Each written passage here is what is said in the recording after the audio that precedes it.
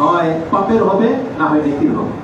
কিন্তু কাফেরদের এটা না, কাফেরদের নেকির কোনো পিছটাই নেই, সব পাপ, ওরা যা করবে সব পাপ। আর ভালো যা করবে ওটা দুনিয়াতে আল্লাহ ওদেরকে ফেমাস বানিয়ে দিবে, দুনিয়াতে রিজিক বাড়িয়ে দিবে, দুনিয়াতে শান শৌকত দিয়ে দিবে। কিন্তু আমলের নামায় মানে সব কর্মের পৃষ্ঠার মধ্যে একটা অক্ষরে লেখা হয় না, কিন্তু মুসলিমদের লেখা হয়। তার ভালো কর্মের মধ্যে ভালো লেখা হবে, মন্দ খাতার মধ্যে মন্দ লেখা হবে, কিন্তু কাফেরদের এটা লেখা হয় না, কারণ কাফেরদের আমলের কোনো মূল্য কিয়ামতের মাঠে সে পাবে না। তো আল্লাহ সুবহানাহু ওয়া তাআলা আমাদের কর্মটাকে আমাদের জান্নাত জাহান্নামের মাপকাঠি করেছেন। আসুন এই মর্মে আরো কিছু আয়াত আমি আপনার কাছে পেশ করি। আপনি চলে আসেন সূরা সিজদা, যেটা প্রত্যেক জুমার ফজরের নামাজে ইমাম হয়তো আপনাকে পাঠ করে শোনায়। তাতে কয়েকটা আয়াত আছে এরকম। তার একটি আয়াত হচ্ছে আল্লাহ জাহান্নামীদের সম্পর্কে বলেছেন, ফাযুকু বিমা নাসিতুম লিকাআ ইয়াউমিকুম হাযা। আল্লাহ বলেছেন ফাযুকু বিমা নাসিতুম লিকাআ ইয়াউমিকুম হাযা, আজকের এই দিনটার কথা তোমার স্মরণ আছে, তুমি ভুলে গিয়েছিলে দুনিয়াতে। জাহান্নামীদেরকে বলা হবে এর জন্য আজকে তুমি শাস্তির স্বাদ উপভোগ করো, জাহান্নামের স্বাদ উপভোগ করো, যেটা তুমি দুনিয়াতে ভুলে গিয়েছিলে। তারপর আল্লাহ কি বলেছেন, হাযা ইন্না নাসিনাকুম, আজকে আমিও তোমাকে ভুলে গেলাম। মানে কোন ব্যক্তিকে যদি আল্লাহ জাহান্নামে ফেলে দেওয়ার পরে যদি বলে আল্লাহ যে আমি ওকে ভুলে গেছি, বা আল্লাহ যদি ভুলে যায়, তাদের জেনে নেন এই ব্যক্তি আর কোনদিন জাহান্নাম থেকে বের হয়ে আসার পথ পাবে না। কারণ জাহান্নামের পথ থেকে বের হয়ে আসবে তারা যাদের কথা আল্লাহর স্মরণে থাকবে। কারণ আল্লাহ নিজেই বলবে যে অমুককে বের করে নিয়ে আসবে, অমুক ব্যক্তির সম্পর্কে আপনি আমি যখন সুপারিশ করবো তখন আল্লাহ ওকে বের করে দিবে। কিন্তু আল্লাহ যদি ভুলে যায়, আল্লাহ যদি আমাদেরকে ভুলিয়ে দেয়, এই ব্যক্তির কথা কিয়ামত পর্যন্ত কেউ স্মরণ করবে না। মানে এটা দুনিয়ার কিয়ামত না, মানে ওই পরকালের মানে ভাষাগত ভাবে বলে দিলাম আর কি, মানে ওকে আর জাহান্নাম থেকে বের করার কোনো পথ নাই আল্লাহ যদি কাউকে ভুলে যায়। আর আল্লাহ যদি কাউকে স্মরণে রাখে, তাহলে আল্লাহ কোনো না কোনো কারণে আল্লাহ ওকে জাহান্নাম থেকে উদ্ধার করে আনবেন, এটা আল্লাহ ওয়াদা করেছেন কোরআনে। এই জন্য আল্লাহ এত বড় ধমক দিয়েছেন, ইন্না নাসিনাকুম, আজকে আমিও তোমাদেরকে ভুলে যাব। আল্লাহ বলেন কাদের সম্পর্কে, অবশ্যই নিঃসন্দেহে এখানে আল্লাহ সুবহানাহু ওয়া তাআলা চিরস্থায়ী স্থায়ী কাফেরদের, স্থায়ী জাহান্নামীদের সম্পর্কে বলেছেন। অবশ্যই যে মুসলিমরা কোনো না কোনো দিন জান্নাতে যাবে, আল্লাহ তাদেরকে বলবেন, অবশ্যই আল্লাহ তাদেরকে বের করবেন। তারপর আল্লাহ বলবেন ওয়াযুকু আযাবাল খুলদি, এই যে দেখেন খুলদ মানে স্থায়ী ভাবে যাদেরকে জাহান্নামে ফেলা হবে, তাদেরকে বলা হচ্ছে এবার তোমরা চিরস্থায়ী ভাবে জাহান্নামের স্বাদ ভক্ষণ করতে থাকো, বিমা কুনতুম তা'মালুন, এর জন্য তুমি কর্ম করেছিলে। এখানে কাকে দায়ী করা হচ্ছে? কর্মটাকে। বিমা কুনতুম তা'মালুন, এর জন্যই তুমি কর্ম করেছিলে। তার মানে আজকে তোমার কর্মের প্রতিদান তোমাকে জাহান্নাম দেওয়া হলো। এটা সূরা সাজদার মধ্যে 14 নম্বর আয়াতে পাবেন। তার 2 আয়াত পরে চলে যান, এবার আল্লাহ জান্নাতীদের সম্পর্কে বলতেছেন। আল্লাহ সুবহানাহু ওয়া তাআলা জান্নাতীদের সম্পর্কে বলতেছেন, ফালা তা'লামু নাফসুম মা উখফিয়া লাহুম মিন কুররাতি আয়ুনিন। এই আয়াতটা হচ্ছে সুচ্চ জান্নাতীদের জন্য। জান্নাত কিন্তু আমাদের নবী মুহাম্মদ রাসূলুল্লাহ সাল্লাল্লাহু আলাইহি ওয়াসাল্লাম চোখে দেখেছিলেন। কিন্তু এখানে একটা সূক্ষ্ম কথা বলে দিই, যে জান্নাতটা আপনাকে দেওয়া হবে, যে জান্নাতটা স্বয়ং রাসূলুল্লাহ সাল্লাল্লাহু আলাইহি ওয়াসাল্লামের প্রত্যেকের নসিবে যে জান্নাত আছে, এই জান্নাত নবীকেও দেখানো হয়নি, এটা মাথায় রাখবেন। রাসূলুল্লাহ সাল্লাল্লাহু আলাইহি ওয়াসাল্লাম নিজের যে জান্নাত, এটাও তাকে দেখানো হয়নি। কারণ আল্লাহ সুবহানাহু ওয়া তাআলা ওয়াদা করেছেন যারা সুউচ্চ জান্নাতি হবে তাদের জন্য আল্লাহ এমন কিছু সংরক্ষণ করে রেখেছেন, এটা আল্লাহ তাকে ছাড়া তার স্ত্রীকে পর্যন্ত দেখে দেবেন। আল্লাহ প্রথম তাকে দেখাবে, সে নিজের হাতে তার জান্নাত খুলবে, নিজের চোখে সে প্রথম তার জান্নাত দেখবে, তারপরে সে যাকে চায় তাকে নিয়ে সেখানে বসবাস করবে। এটা আল্লাহর পক্ষ থেকে ওইটাকে সিলগারা করে দেওয়া হয়েছে।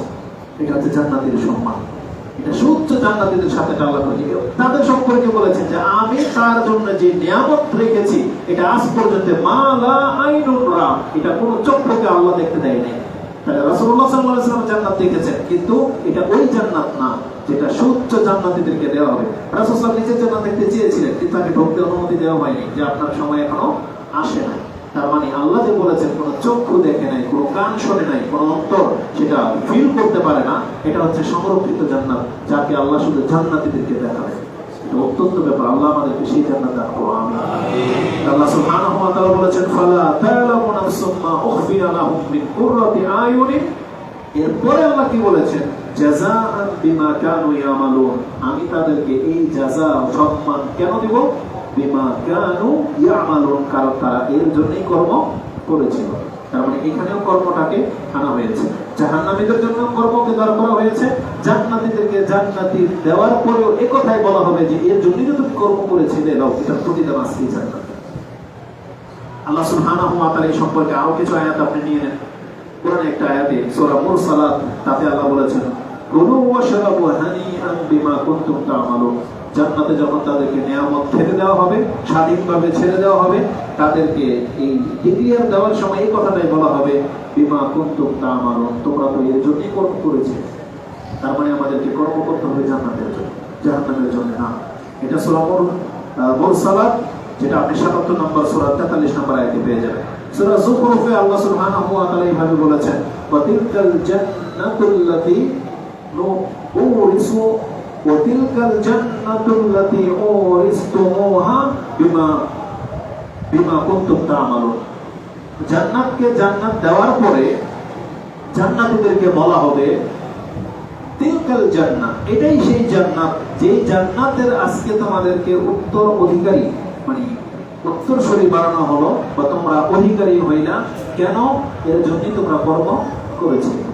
এখানে কর্মটাকে নিয়ে আসা হয়েছে। এইভাবে একাধিক আয়াতে আপনি জান্নাত এবং জাহান্নামের বর্ণনার পরে যেখানে আল্লাহ শেষ করেছেন বর্ণনা, ওখানে দেখবেন আপনি কর্মের কথা আছে। অথবা জান্নাত কারা পাবে, প্রথমেই তাদের কর্মের কথাটা এনেছেন। যেমন তাদের আফলাহাল মুমিনুন, মুমিনরা সফল কাম হয়ে গেছে। এর শেষে জান্নাতুল ফেরদৌস আছে একবার 11 নম্বর আয়াতে। কিন্তু এই 10টা আয়াত হচ্ছে কর্ম। আল্লাযীনা হুম ফি সালাতিহিম খাশিয়ুন, এটা শুরু হয়েছে যারা তার নামাজে বিনয়ী।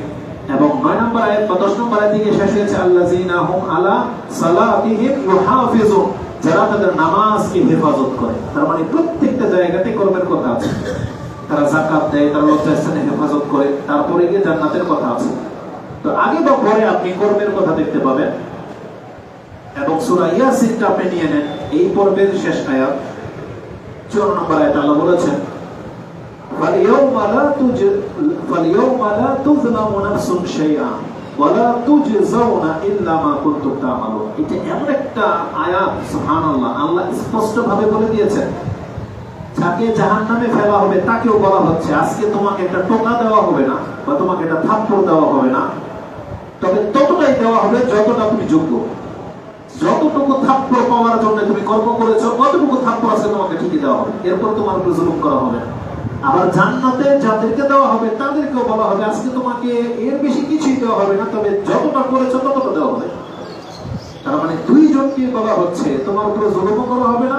তোমাকে যদি একটা থাপ্পড় দেওয়া হয় তাহলে মনে রাখো এই থাপ্পড়ের কাজ তুমি দুনিয়াতে করেছি।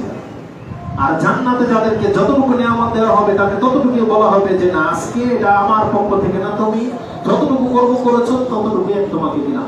আল্লাহ কি দিবে এটা পরে, কিন্তু আগে আল্লাহ সুবহানাহু ওয়া তাআলা প্রত্যেকের কর্মের একটা মূল্যায়ন করেছেন এখানে, যে আমি প্রত্যেকের কর্মের বিনিময়ে ফয়সালা নেব। ও যতটুকু শাস্তি পাওয়ার যোগ্য ততটুকু শাস্তি ওকে দেওয়া হবে, ওকে জুলুম করা হবে না। এটা সূরা ইয়াসিনের 14 নম্বর আয়াতে আপনি পেয়ে যাবেন। তাহলে এটা আমাদের আজকের খুতবার প্রথম অংশ হলো যে প্রত্যেক ব্যক্তিকে এটা মাথায় রাখতে হবে, যদি আল্লাহ আমাদেরকে জান্নাত দেন তাহলে এটার মূলত কর্ম। আর যদি কোনো ব্যক্তি জাহান্নামে যায়, এটার মূলত কর্ম।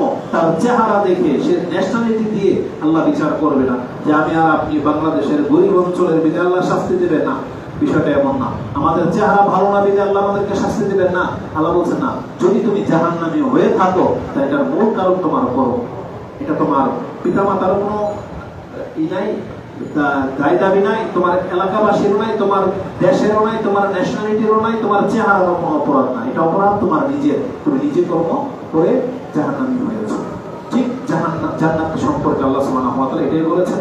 এজন্য আমরা যারা আজকে এই ফজর থেকে নিয়ে এশা পর্যন্ত সারাদিনে কি করি, এটা কি জান্নাতের কাজ করি না জাহান্নামের কাজ করি, এটাকে সজাগ করে দেওয়ার জন্যই হচ্ছে আজকের এই খুতবাটা, যাতে করে আপনাদেরকে স্মরণ করিয়ে দেওয়া যেতে পারে। এটা যার যত বেশি স্মরণে থাকবে সে, আমি মনে করি, অ্যালার্ট হবে যে আমাদের কর্ম ভালো হওয়া উচিত। কারণ কর্মের ভিত্তিতে জান্নাত জাহান্নামকে নির্ণয় করা হবে। এবং আপনারা সূরা জিলজাল এবং সূরা আল কারিয়া, তাতে আপনারা পড়েন নাই বা শোনেন না যে সেখানে একটা যাররা পরিমাণ ইবাদত হলেও সেটা তার সামনে পেশ করা হবে, এবং সেখানে যারা আমলনামা ভারী হবে সেই জান্নাত পাবে। যার আমল নামা হালকা হবে সে জাহান্নামে যাবে। কোন জায়গাতে আমলের দিকে ইঙ্গিত না দেওয়া হয়েছে, তারপরও মুসলিম জাতি কিভাবে ইবাদত ছেড়ে দিয়ে এইভাবে রক্তাংশ নিয়ে পড়ে থাকতে পারে, থেকে তাদেরকে কোরআনের পৃষ্ঠায় পৃষ্ঠায় জানানো হয়েছে। দ্বিতীয়